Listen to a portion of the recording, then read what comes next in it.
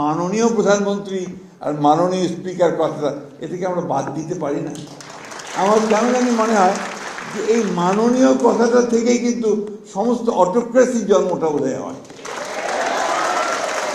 আমি আমার অভিজ্ঞতা থেকে বলছি, আমি কিছু দিনের জন্য অর্থমন্ত্রী ছিলাম, মানে প্রতিমন্ত্রী ছিলাম আমাদের দেশের বেগম খালেদা জিয়ার সরকারের সময়। কৃষিতে ছিলাম, এরপরে সিভিল এভিয়েশন ছিলাম। তো আমি যখন ঢাকার বাইরে যেতাম তখন আপনার প্রথমে সার্কিট হাউসে গেলেই ওখানে একটা পুলিশের কন্টিনজেন্ট একদম চৌকসভাবে দাঁড়িয়ে বিরাট একটা গার্ড অফ অনার দিত। আর সঙ্গে সঙ্গে আমার মনে হচ্ছে যে আমি একটা কেউ কেটা, একটা বিরাট কিছু, যে আমাকে আপনার সেলুট দেওয়া হচ্ছে। এই যে ধারণাটা, এই ধারণাটা কিন্তু আমাকে একটা ভিন্ন জগতে নিয়ে যায়। 1971 সালে স্বাধীনতা যুদ্ধের সময় আমি যখন পাকিস্তান সেনাবাহিনীর অত্যাচারে টিকতে না পেরে ভারতে চলে গেলাম, এবং ইসলামপুর বলে একটা আপনার পশ্চিম দিনাজপুরের একটা সাব ডিভিশন আছে, সরি আমার একটা বদ অভ্যাস, হাত পা খুব নাড়াচাড়া করে, তো যে কারণে এইটা পড়ে যায়। তো ওই সময়ে আমরা আপনার পালিয়ে যখন ভারতে চলে গেলাম, তখন তো কোথাও রাতে শোবো কোথায়, থাকবো কোথায়, খাবো কি, সব কিছুই সমস্যা। তা আমাদের একজন সুরেই তিনি দয়া করে আমাদেরকে একটা সাইকেল স্টোরের পেছনে জায়গা করে দিলেন।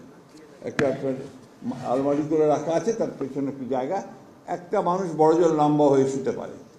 তো সেইখানে আপনার আমরা রাত্রে থাকার ব্যবস্থা হলো, প্রথম দিকের কথা বলছি। তো ওখানে 2 দিন পরেই ওই বিকেলবেলা ওই স্টোরের সামনে একটা জায়গা ছিল, ওখানে আমরা চেয়ার নিয়ে বসতাম, গল্প করতাম। এমন সময় ওখানে একটা গাড়ি আসলো, অ্যাম্বাসেডার গাড়ি ভারতীয়, তার উপরে একটা আপনার ওই লাইট বসানো, সিকিউরিটি লাইট বসানো। গাড়ি থেকে নামলেন এক বয়স্ক ভদ্রলোক, আপনার ধুতি পরা, এবং আপনার সামনে আপনার একজন মাত্র ব্যক্তি, তার হাতে বোধহয় সম্ভবত একটা ভেতরে বন্দুক ছিল, অর্থাৎ একটা গানম্যান। তা আমি লক্ষ্য করে দেখলাম যে উনি ভদ্রলোক বিহারের চিফ মিনিস্টার কর্পূরী ঠাকুর, একটি প্রদেশের, একটি রাজ্যের প্রধান মুখ্যমন্ত্রী।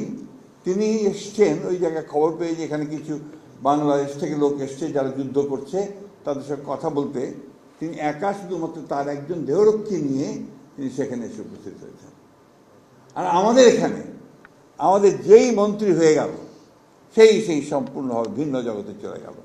তার সেলিউট, তার বাঁশি, গাড়ির সামনে একটা গাড়ি, পেছনে আরেকটা গাড়ি। এই যে মানসিকতাটা তৈরি হয়, এই মানসিকতাটা কিন্তু আমাকে ধীরে ধীরে ওই ডিক্টেটরের দিকে নিয়ে যায়। আমি কথাটা সেই জন্যই বললাম যে মাননীয় কথাগুলো বাদ দিয়ে কথা বলতে বললে ভালো, mister speaker, mister prime minister বললে কিন্তু যথেষ্ট হয়, তাই না? আমরা মনে হয় যে আমাদের নতুন ছেলেরা এই বিষয়টা চালু করবে, তাহলে আমি মনে করবো যে অন্তত একটা বিষয়ে আমরা আমাদের কালচারের একটা জায়গাতে পৌঁছতে সক্ষম হব।